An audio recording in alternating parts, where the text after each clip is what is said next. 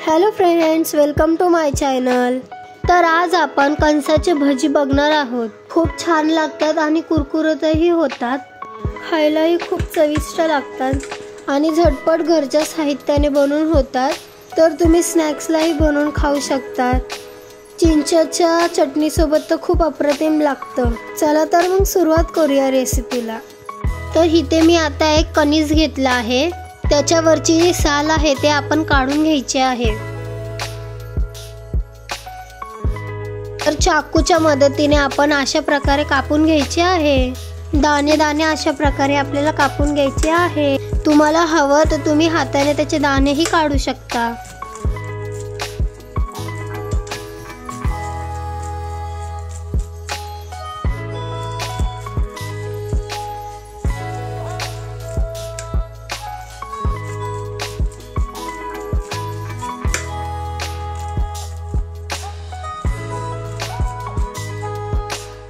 तर अशा प्रकारे मी हे सर्व कापून घेतले आहे।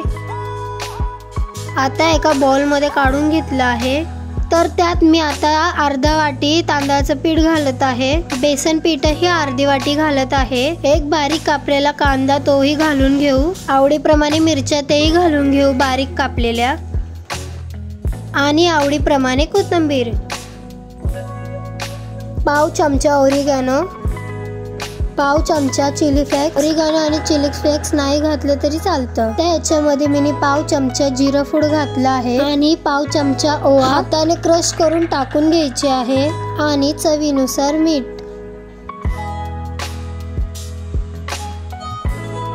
पाव चमचा हळद आणि अर्धा चमचा लाल मिरची पावडर आणि पाव चमचा अद्रक लसूण पेस्ट। आता आपल्याला हे मिश्रण एकजीव करून घ्यायचे आहे।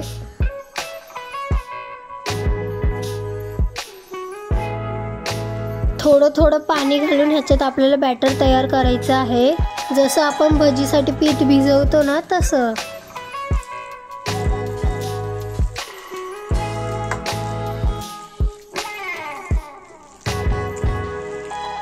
तर आता तुम्ही बघू शकता हे जे बॅटर आहे ते माझं एकदम मिक्स झालं। आता याला साईडला ठेवून देऊ।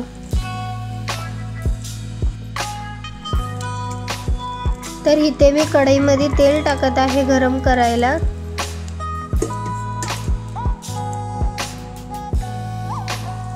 तेल गरम झालं आहे, आता आपण त्यात भजी सोडूया।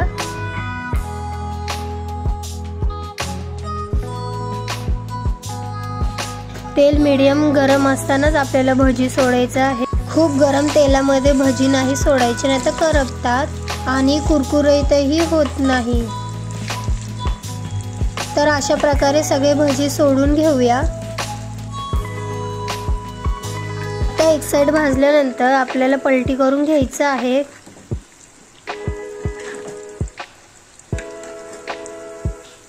आणि दुसरी साइडही छानपैकी भाजून घ्यायची आहे।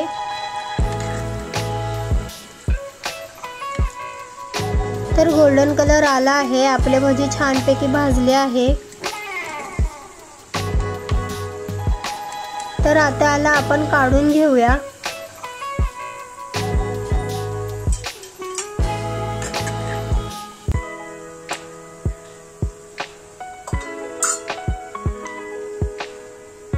तर एका टिश्यू पेपरवर काढून घ्यायचे आहे। तर तुम्ही पाहू शकता हा आवाज किती कुरकुरीत झाले आहे। तर अशाच प्रकारे मी जे सर्व बाकीचे भजी आहे त्या तळून घेत आहे।